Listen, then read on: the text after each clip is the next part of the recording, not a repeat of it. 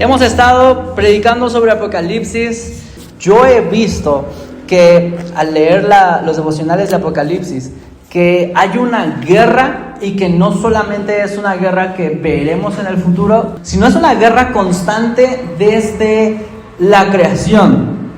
¿Saben ustedes que cuando Dios creó todo lo creado, Él creó no solamente la tierra, sino que creó los cielos? Así dice la Biblia.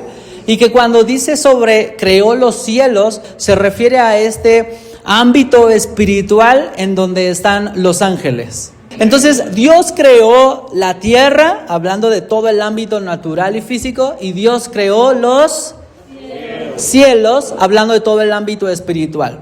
Entre esa creación suya de ángeles comenzó la guerra de la que quiero hablarles hoy. Fue por solamente un motivo, un botín, el mismo que se ha estado peleando y se va a pelear hasta el final de los tiempos. Se llama adoración. Desde el principio de la creación, los cielos, ya en los cielos, había una guerra por quien tiene la adoración. Así que ustedes saben, tal vez el desenlace de esa primera escena, ¿cierto? Uno de los mayores ángeles con mayor influencia, el influencer de los ángeles, literalmente, peleando por adoración, terminó siendo expulsado de esos cielos y empieza una batalla por el mismo punto, por la adoración, pero ahora en la tierra. Porque ese mismo ángel desterrado que influenció a ángeles, ha influenciado por años, por siglos a la tierra, generación tras generación, solamente con un motivo específico: adoración. Y creo que hoy no solamente nos vamos a dar cuenta del problema que tiene la sociedad, sino también del problema que tenemos como iglesia al no adorar al que decimos que adoramos. Al cómo Cristo, a través de Juan, nos va a dar una clase magistral de lo que realmente es adorar. Y finalmente nos vamos a dar cuenta de la forma angustiante y el lloro, el lamento que siempre vamos a tener nosotros y la humanidad mientras no terminemos rindiendo nuestras coronas al que está sentado en el trono. Así que, ¿están listos para esto? ¿Cómo se ve una vida sin adoración al que está sentado en el trono? Porque ustedes vieron que Juan encontró un trono, pero a alguien que estaba en el trono. Juan no vio una visión de un trono vacío.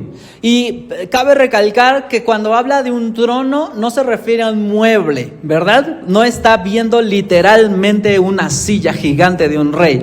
Cuando habla de trono se refiere al símbolo de máxima soberanía, de máximo poder y de máxima autoridad, ¿ok? Y había alguien sentado allí.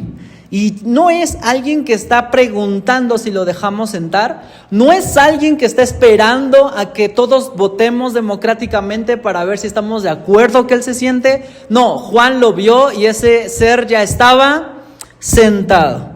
Así que la primera pregunta que vamos a hacernos es: ¿cómo se ve una vida sin adorar al que ya está sentado en el trono? Yo lo dejé en dos cosas, que es una vida entre pánico y distracción engañosa.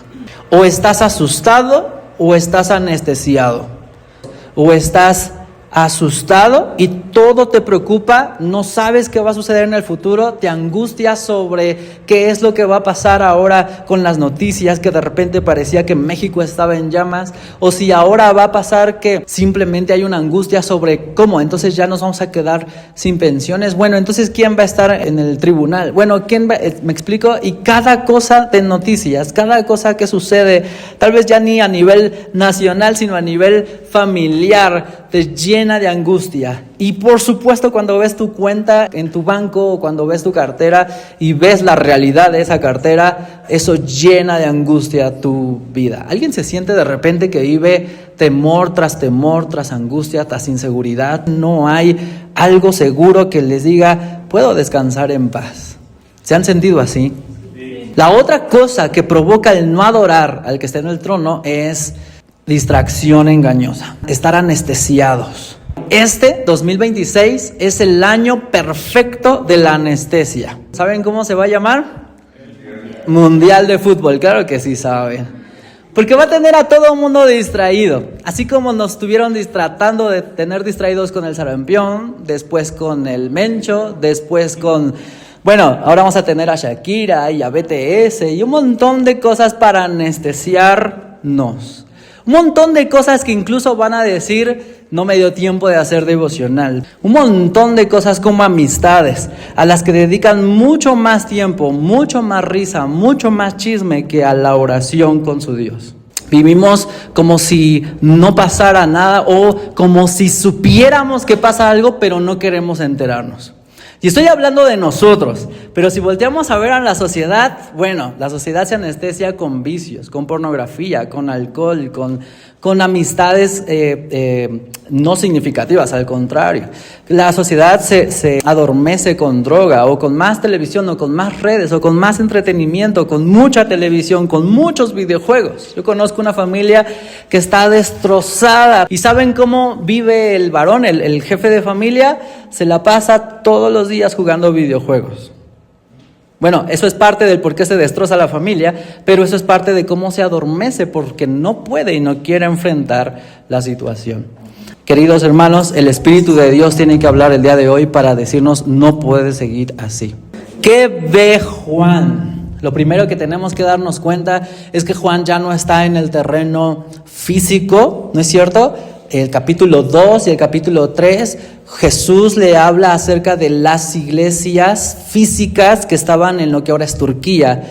De hecho, si no han leído las cartas o no han escuchado el mensaje anterior, tienen tarea pendiente. Pero justo este capítulo 4 inicia cuando Juan deja de estar en el terreno físico, en la tierra, para pasar al terreno espiritual, en los cielos. ¿Ok?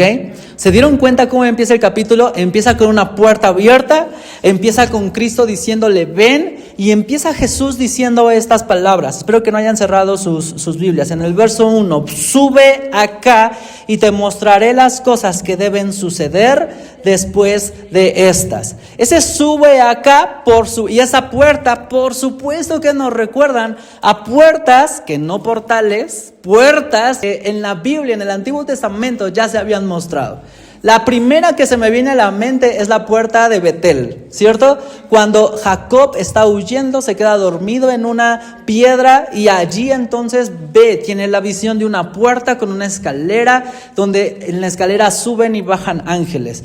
Jesús le da, como nunca se había dado, la oportunidad no de cruzar un umbral o un portal, sino de que el Espíritu Santo, y literalmente lo dice Juan, en el Espíritu pueda estar ahora desde la perspectiva de los cielos o de lo espiritual. Así que todo lo que iba a ver Juan a partir de ahora no iba a ser, como lo había hecho en los primeros 3 capítulos, de manera física o de manera natural, sino ahora todo lo iba a ver y todo lo iba a redactar de manera espiritual y sobrenatural. ¿Están entendiendo esto conmigo? Claro, vamos a ver a Juan viendo cosas que pasan en la tierra, pero viéndolas desde la perspectiva del cielo, desde la perspectiva espiritual. Eso nos ayuda a entender Apocalipsis de una manera clara.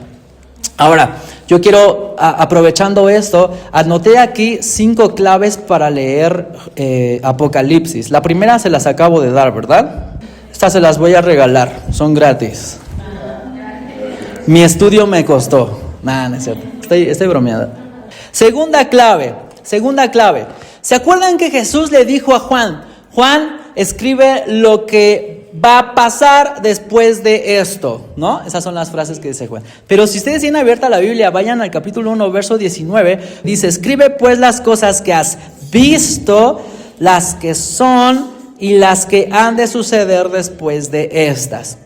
Yo sé que esto parece como un código, pero desde el primer mensaje dijimos que Apocalipsis significa revelación. Así que Jesús no intenta hablar en código, Jesús está al contrario revelando quién es Él. Y ahora vamos a ver cómo revela cómo es el cielo. Pero lo que está diciendo aquí nos da la clave para leer Apocalipsis, la segunda clave. Apocalipsis no está escrito de forma lineal. Es decir, no dice esto sucedió primero A, esto sucedió después B, esto sucedió después C, esto sucedió después D.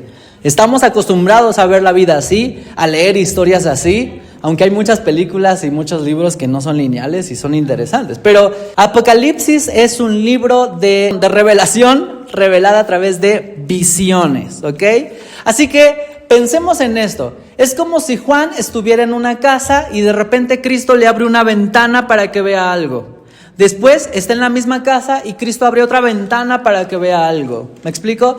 Pero no precisamente lo que está viendo ventana tras ventana es la historia de manera lineal o cronológica. Simplemente son nuevas visiones de lo que es y de lo que va a suceder después de eso. Ahora déjenme decir un dato más. Cuando Jesús habla de lo que es, no está hablando del siglo XXI, Está hablando del siglo I, porque Juan estaba en el siglo I.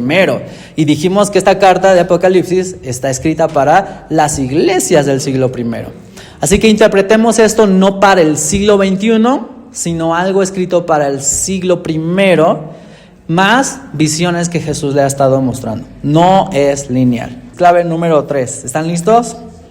Esto lo dije en la primera prédica. Jesús y Juan van a usar símbolos del Antiguo Testamento. Pero nos vamos a dar cuenta, incluso en este capítulo, que Juan también va a usar símbolos para hablar de poder, para hablar de gobierno, para hablar de sistemas de gobierno o sistemas de la sociedad del mundo. Y va a usar símbolos como, por ejemplo, los símbolos que se usan en las caricaturas periodísticas. ¿Ustedes conocen las caricaturas de los periódicos? Bueno, antes eran más comunes que ahora. Si ellos querían representar al gobierno en turno, ¿cómo podían con una ilustración representar a todo un gobierno? Bueno, pues lo hacían con un sombrero o con un animal o con una cosa que representara a ese gobierno y que fácilmente los lectores lo iban a identificar. ¿Están de acuerdo conmigo? En Estados Unidos es bien claro. En Estados Unidos hay dos partidos, el republicano y el demócrata. Y ambos tienen un símbolo de animal. Uno es un elefante y otro es un burro. Ese tipo de símbolos existían también en el siglo I y Juan los va a usar. Así que el lenguaje simbólico del Antiguo Testamento en especial. Clave número 4 para leer Apocalipsis. Juan no tiene la intención de decirnos cuándo y cómo. Juan tiene la intención de decirnos quién. Juan no está tratando de decirnos cuándo van a suceder las cosas, cómo van a suceder las cosas, ¿no? Por eso es que no vamos a encontrar detalles y en muchos casos algunos se desesperan por decir, Juan, es que de veras sí estás hablando en código, pero no me dices cuándo va a pasar. Bueno, Juan no tiene esa intención. ¿Cuál es la intención de Juan? La intención de Juan es decir, ¿quién? Y no solamente hablando de quién como Cristo, también va a hablar quién como que está en el trono, va a hablar quién es Satanás, va a hablar quiénes son los jinetes, quién es Babilonia, etc. Juan está hablando de quién, de protagonistas de la historia, ¿ok? Y con eso en mente nos va a ayudar para leer Apocalipsis. La última clave, creo que para mí es la más importante para leer Apocalipsis, es que las cosas claras son las cosas principales. Las cosas claras son las cosas principales. De hecho, déjenme decirles esto. Esta es una clave para leer toda la Biblia, no solo Apocalipsis. Las cosas claras son las cosas principales. Es que yo no entiendo, hoy lo acabamos de leer, ¿cómo son esos 4 seres vivientes? ¿Cómo es que tienen 6 alas? ¿Cómo es que están rodeados de ojos? ¿Cómo es que eso, si no está claro, entonces es sinónimo de que no es importante? Que sí está claro que Juan vio que el trono está ocupado y que Juan escuchó que todos los seres que no están claros adoraban a ese que estaba sentado en el trono. ¿Cómo lo adoraban? ¿Quién es el del trono? Eso está claro en estos 2 capítulos, 4 y 5, así que eso es lo importante. ¿Sí está clara la idea? Después de ver esto, Juan está teniendo una visión. Posiblemente, después de ver a Cristo en su gloria, posiblemente esta es la visión más épica de absolutamente todas las visiones, no solo en la Biblia, sino en la historia entera. Juan está viendo la visión del trono de Dios.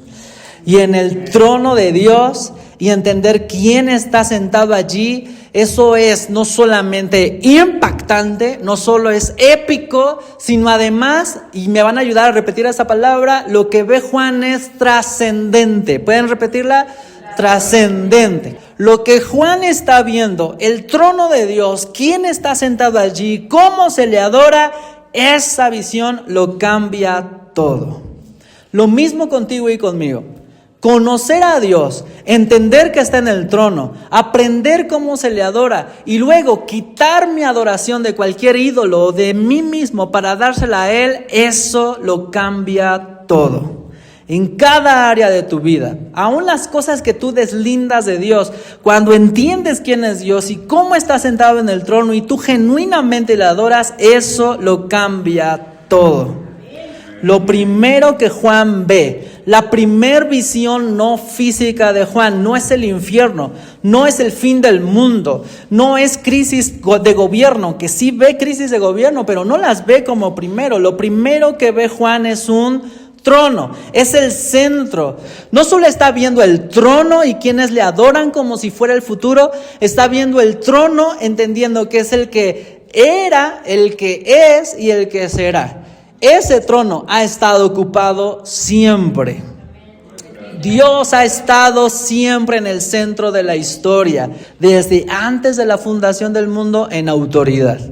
Y eso nos mete en un problema, porque si Él es el centro del universo, no hay posibilidades. Es o adoras al que está en el trono o simplemente eres un rebelde del que está en el trono. Si Dios está en ese trono, si tiene a esos ángeles o esos querubines o esos seres no claros que tenemos allí, y luego tiene 24 ancianos allí adorándole, que tienen tronos también, que tienen coronas, por lo cual nos hace entender que son también seres o personas realmente importantes con autoridad, y esos seres se postran delante de ese Dios y le dan sus coronas a Él. Si Dios tiene tanta adoración y si de veras Dios está en el centro de todo lo que hay en la historia del universo, entonces ¿por qué tenemos un universo tan caído? ¿Por qué estamos en un planeta tan mal? ¿Por qué vemos guerras como las hay, o hambres como las hay, o narcotráfico como la hay, o siendo más cercanos, familias disfuncionales como las que tenemos, o paternidades ausentes, o matrimonios horribles, o dolores que nos causan angustia, o enfermedades como cáncer, o cosas que no nos dejan estar en paz? ¿Cuál es el gran problema? Si Dios está sentado en el trono, ¿por qué parece como si nada estuviera en control? Nuestro gran problema. Ustedes están en su casa, piensen en la mejor ambiente que hay, ¿ok? Es tal vez un fin de semana tranquilo, acaban de recibir la quincena, así que tienen muy buena comida, están haciendo buenos planes, tienen allá sus hijos, todavía están chiquitos sus hijos, para quienes los tienen grandes. Está su esposa o su esposo, todavía amaban a su esposa o su esposo en este cuento. En fin, piensen en una casa extraordinaria, ¿ok? Con su familia. Y de repente entra un niño, un intruso, un desconocido. Se pone delante de ustedes, comienza a voltear a ver toda su casa, la comida, su familia, y les dice: yo sé cómo administras tu casa y yo ya sé cómo eres de esposo y de padre, pero no lo haces bien, así que voy a tomar tu lugar. Sal de esta casa y yo me voy a quedar aquí. Un niño, intruso, desconocido, llegando a tomar el lugar del jefe de familia, ser el esposo nuevo de mi esposa, el padre nuevo de mis hijos, el que va a comer esa comida que yo gané, el que va a administrar mi casa. Eso es absurdo. Lo primero que ustedes harían sería correrlo, y lo segundo que harían sería darle un zape, y lo tercero que harían a lo mejor es llamar a la patrulla. Es que es una locura. Pero es exactamente este ejemplo de la locura de la humanidad, de ustedes y yo. De cómo entramos en un reino que no nos pertenece, en un reino que no hemos creado nosotros, y luego cómo nos rebelamos delante del rey para decirle que nosotros debemos tener el control, porque capaz que sabemos hacer mejores las cosas que él. A eso yo le llamo tener, después del gran trono de Dios, rodeado de arco iris y truenos, y que todas esas cosas son simbólicas, ¿no? Pero nos hacen hablar del gran trono trascendente de los cielos. A este problema de la humanidad yo le llamo tener mini tronitos insignificantes. Entonces tenemos tronos minis, hechos de paja, de nuestras fuerzas, pocas fuerzas, de poca inteligencia, pero nosotros ponemos nuestro trono y hacemos que los demás tengan que estar a nuestro alrededor, intentando que las cosas puedan ser como nosotros esperamos que sean. ¿Saben cuál es el riesgo de eso? Que nos volvemos manipuladores, en el mejor de los casos, si no es que nosotros estamos siendo manipulados. Es tan increíble porque este problema es el problema de la humanidad entera, insisto, después de la caída de Satanás, por el mismo propósito de la caída de Satanás, es la guerra por adoración. ¿Cuántas cosas se han podido postrarse delante de tu mini trono? Porque son esas cosas que adoras, en las que más tiempo, más fuerzas, más dinero, más ganas, más mente inviertes. Es demasiado frágil para soportar la vida. Yo creo que el Espíritu de Dios nos lleva a leer Apocalipsis para conocer genuinamente quién está en el trono y los ridículos que nos vemos intentando formar mini tronos insignificantes. Pero así nos vemos desde la perspectiva celestial. Cuando Juan ve esto, se impresiona. No solamente ve eso, ve seres vivientes que le dan honor y que le dan gracias y empiezan a hablar que Él es digno. Y después delante de Él, en el trono glorioso que está viendo, Juan ve en el capítulo 5 que el que está sentado tiene un rollo en su mano derecha.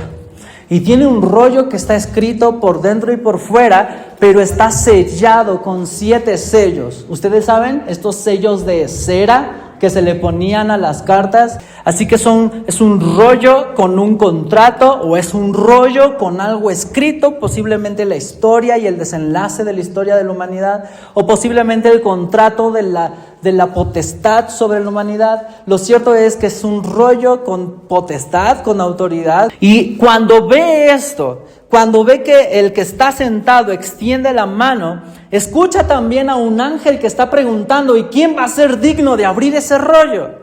Y Juan se da cuenta que nadie tiene el poder, ni la potestad, ni el conocimiento para poder abrir un rollo que pudiera implicar la historia de la humanidad y su desenlace, o que pudiera implicar que quien lo abra va a tener, como si fueran escrituras, la potestad de la humanidad y de los ángeles. ¿Y saben qué hace Juan? Se pone a llorar. En el versículo 3, y nadie, ni en el cielo, ni en la tierra, ni debajo de la tierra, podría abrir el libro y mirar su contenido. Yo lloraba mucho, pues nadie había sido hallado digno de abrir el libro ni mirar su contenido. Entonces vi uno de los ancianos y me dijo: no llores. Y ahí voy a hacer pausa, ¿no? Con el no llores. Este es el gran problema de la humanidad. Ninguno que haga su mini trono insignificante. Ninguno que intente hacer los esfuerzos por control en su vida y alrededor de ella, ninguno ha podido y ninguno podrá.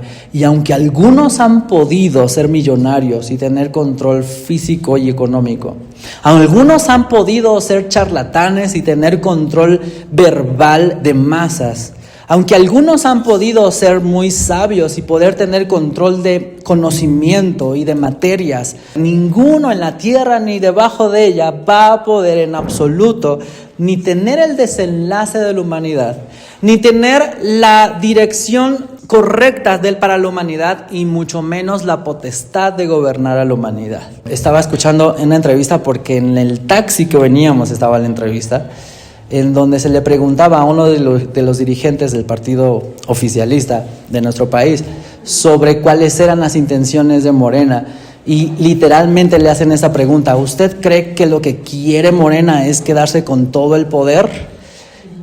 Y lo que este dirigente dijo me recordó lo que hoy les iba a predicar, porque él se rió y dijo: a ver, por supuesto que todos los partidos y todos los gobiernos quieren siempre todo el poder. Y yo dije: ya está.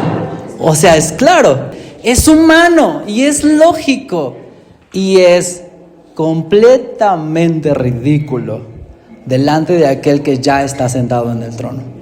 Es poder, es adoración. Esa es la guerra de Satanás, esa es la guerra de los gobiernos, esa es la guerra de tu corazón. Que tú tengas el control y que se haga lo que tú quieras. ¿Y saben qué pasó? Juan lloró, y yo estoy 100% seguro. Y que lloró porque estaba completamente desesperado, pero también angustiado de ver la impotencia humana de, con nuestros mínimos y ridículos esfuerzos, intentar abrir rollos de los que somos incapaces siquiera de entender qué son o cómo se abren o qué van a desatar. Pero ahí estamos como si fuéramos sabios tratando de hacer las cosas con nuestro control. Y Juan lloraba representando también a la humanidad impotente. Y yo les voy a decir por qué hay guerras en nuestro mundo y enfermedades y dolores y muchas más cosas como delincuencia y otras cosas en descontrol. Y es esta la respuesta para cada una de esas preguntas: el pecado de la humanidad. No hay otra respuesta más que el pecado de la humanidad. Y el mayor pecado sigue siendo eso: tratar de tener nuestra adoración, tratar de hacer que las cosas se hagan como queremos. Y cuando un país, o en nuestro caso, cuando un vecino, o un matrimonio, o un hijo no hace las cosas como queremos, entonces empieza la guerra. Viene aquí el gran desenlace. Por eso creo que este capítulo 4 y este capítulo 5 son los más grandes y épicos de toda la Biblia. Porque después de ver el gran trono, en el verso 5 que nos quedamos, verso 5, léanlo conmigo. Entonces uno de los ancianos me dijo: no llores. Y luego viene este verbo, mira. ¿En sus Biblias viene ese verbo? Mira. He aquí, el león de la tribu de Judá, la raíz de David, ha vencido para abrir el libro y sus 7 sellos. Y entonces dice Juan, voltea listo para ver al gran león. Pero si ustedes leen en el versículo que sigue, dice: y miré y vi entre el trono con los 4 seres vivientes y los ancianos a un cordero. Me dijeron que iba a haber un león, pero yo vi a un cordero de pie, como inmolado o como sacrificado, que tenía 7 cuernos y 7 ojos, que son los 7 espíritus de Dios enviados por toda la tierra. Él vino y tomó el libro de la mano derecha de aquel que estaba sentado en el trono. Cuando lo tomó el libro, los 4 seres vivientes y los 24 ancianos se postraron delante del cordero. Cada uno tenía arpas y copas de oro llenas de incienso, que son las oraciones de los santos, y cantaban un cántico nuevo diciendo: digno eres de tomar el libro y de abrir sus sellos, porque tú fuiste inmolado y con tu sangre compraste para Dios a gente de toda tribu, lengua, pueblo y nación, y los has hecho reino y sacerdotes para nuestro Dios, y reinarán sobre la tierra. Y luego miré, dice Juan, toda cosa creada. Todos dijeron al que está sentado en el trono y al cordero que está a su derecha: sea la alabanza, la honra, la gloria y el dominio, el control por los siglos de los siglos. Los 4 seres vivientes nomás dijeron al final: amén. Significa así sea, así será. Es el desenlace majestuoso de la historia. Es lo que tenemos que tener en mente sobre a quién adoramos. Que si son perspicaces y entienden los lenguajes del Antiguo Testamento, aquí no solamente estamos viendo a Cristo como el Cordero sacrificado, aquí no solamente estamos viendo al Padre, a Dios Altísimo como el que está sentado en el trono, también aquí estamos viendo al Espíritu Santo en toda su plenitud cada vez que se mencionan a los 7 espíritus. Los 7 espíritus hacen referencia a cómo Isaías relata quién es el Espíritu Santo, Isaías 11:2. Pero a quien se están postrando todos y a quien declaran adoración, primero los 4 seres vivientes más los 24 ancianos, pero después toda cosa y criatura creada, es a la Trinidad. Es asombroso. Quiero terminar con la clase magistral que nos da este capítulo sobre qué es adorar. ¿Están listos? Con eso terminamos. ¿O ahí la dejamos? ¿No? Bueno, antes de eso, unas aclaraciones del texto, ¿no? Los 24 ancianos entienden que representan a todos los redimidos. ¿Quiénes son redimidos acá? ¿Qué nos referimos con redimidos? Son los que confiesen con su boca que Dios levantó a Cristo de entre los muertos y que Él es el Señor. El que confiese que Cristo es el Señor, ese será salvo. Ahora, la iglesia confesamos que Cristo es el Señor, pero hay judíos que confiesan que Cristo es el Señor o que confesarán a lo largo de la historia que Él es el Señor. Pero incluso los apóstoles eran judíos. Estudiaban la ley, estaban circuncidados, en fin, pero declararon que Cristo es el Señor. Los 24 ancianos, que posiblemente representan las 12 tribus de Israel y los 12 apóstoles representando a la iglesia, ¿quiénes son los redimidos? Que por cierto, valga el detalle, tendremos vestiduras blancas. Ahí ya no van sus vergüenzas, ahí ya no va esa debilidad de la que confesaron hace ratito. Esa impulsividad, eso que sacan cuando le sacan su apellido, no va a estar. Por fin tendremos vestiduras blancas, ropas blancas. Y no sé si pusieron atención, pero vamos a tener coronas sobre las cabezas. Que ni uno de ustedes ni yo pudimos ganar, sino simplemente por la misericordia de Dios y porque nos ama mucho, indescriptiblemente va a decir: bienvenido siervo bueno y fiel, fuiste fiel en lo poquito, pero ten una corona, bienvenido a reinar conmigo. Es asombroso, ¿no? Tú y yo vamos a tener una corona en el reino de los cielos. No va a ser para adornarnos, no va a ser para que se vea lindo su cabello, hermanas, va a ser como símbolo, no físico, sino como símbolo de gobierno. Los 4 seres vivientes que están allí coinciden con 4 seres vivientes o con un ser viviente de 4 cabezas que vio Ezequiel. Por eso digo que esto es lenguaje del Antiguo Testamento. Los querubines, que son quienes están cubriendo la santidad de Dios. No quiere decir que sean 4 en específico, no quiere decir que tengan esas cabezas que tienen, o ese número de alas, o ese número de ojos, porque una regla para leer Apocalipsis es que no es físico. Y podemos pasar una hora escudriñando sobre qué significa cada cosa, o podemos atinarle a lo mismo que el Espíritu Santo quiere atinarle a su corazón y que sí está claro aquí. Tú estás adorando al que está en el trono. ¿Cómo se adora? Una evaluación para sus corazones. ¿Listos? Si tú quieres adorar, tú tienes que primero bajarte de tu mini trono y bájate de esa idea arrogante. No puedes adorar a alguien que está en el trono mientras tú intentas estar en el mismo trono. Eso fue lo que hizo que corrieran a Satanás del cielo. No tengas la misma actitud tú. Segunda gran lección. Lo que el anciano le dijo a Juan, yo creo que son los evangelistas los que voltearon y le dijeron: mira, pero fue esto, voltea a ver acá, ¿ok? Pon atención acá. ¿Y a dónde dirigen la mirada de Juan? Al león y cordero. No puedes adorar a Dios si tu mirada o tu atención no está en Cristo Jesús. Escuchen esta idea central. Donde pones tu atención, pones tu adoración. Mira, deja de llorar, deja de tener miedo y también deja de estar distraído. ¿Se acuerdan de esas dos cosas? Deja de vivir con miedo, inseguridad, con falta de paz, buscando por todos lados. Y también deja de vivir distraído. Deja de estar tanto tiempo dormido y tanta televisión y tantas redes y tantas noticias y tantas amistades. De verdad están adormeciéndote. Voltea a ver a Cristo Jesús. Él es el león de la tribu de Judá y después se convirtió en el cordero por el que tú puedes tener salvación. Pon tu mirada en Cristo Jesús. Allí está escondida tu vida, dice Pablo en Colosenses, y cuando lo encuentres hallarás vida. Luego pasa algo asombroso en el capítulo 5. Los 24 ancianos se pararon y arrojaron delante del que está en el trono sus coronas. Está asombroso eso, ¿no? ¡Wow!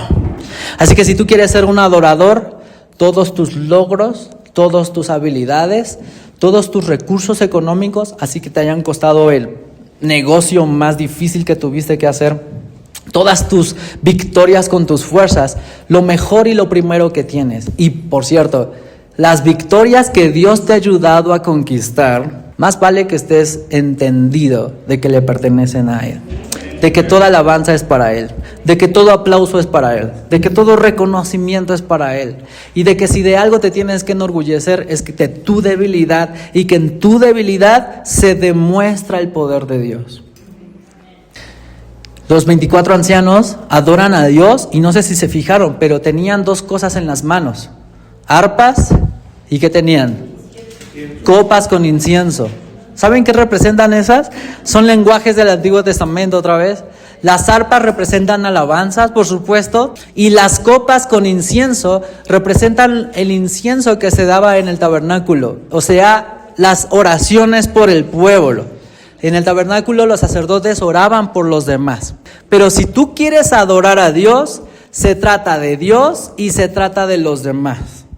Tienes que alabarlo a Él con alabanzas de quién es Dios, y tienes que alabarlo intercediendo y buscando los intereses de los demás.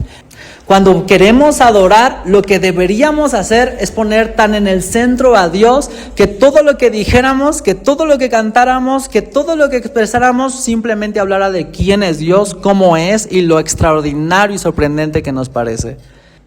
Mediten en qué alabanzas son las que más les gustan. Yo creo que quien adora tiene copas de incienso. ¿Saben cómo enseñó a adorar Pablo en las iglesias? Dijo: si tú te sientas con alguien que es judío y no puede comer cerdo, pues por amor a esa persona no comas cerdo. Para ti no hay problema, pero para él sí, entonces deja de comer cerdo. Ese pensamiento es asombroso, eso es adoración. El que adora tiene arpa y en la otra mano tiene copas de incienso que intercede por los demás.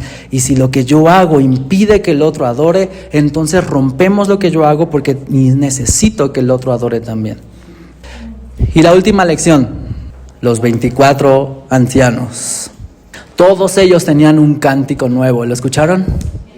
De esto es lo que se trata. Vean lo que ellos cantaron. En el versículo 9, y cantaban un cántico nuevo diciendo: digno es de tomar el libro y de abrir sus sellos, porque tú fuiste inmolado, con tu sangre compraste para Dios a gente de toda tribu, lengua, pueblo y nación, y los has hecho un reino de sacerdotes para nuestro Dios, y reinarán sobre la tierra. Este es el cántico nuevo. Yo ya no soy mi dueño, me han comprado. Yo ya no soy mi dueño, tengo dueño, me han comprado. Ese es el cántico nuevo. Yo ya no soy lo que era, ahora me han dado una nueva identidad. Ahora yo soy parte de su reino y ahora yo soy elegido su sacerdote. Yo ya no soy mi dueño y yo ya no soy lo que quiera ser. Eso es lo que dice la sociedad. Yo tengo dueño, le pertenezco, me compró. Y además me ha dado una identidad. Estoy en su reino, no en mi reino. Y además soy su sacerdote. Tiene que ver con cantar, con declarar a quién le pertenecemos y quiénes somos ahora que le pertenecemos. Y con esas 5 grandes lecciones de Apocalipsis 4 y 5, quiero que evalúen su vida de adoración.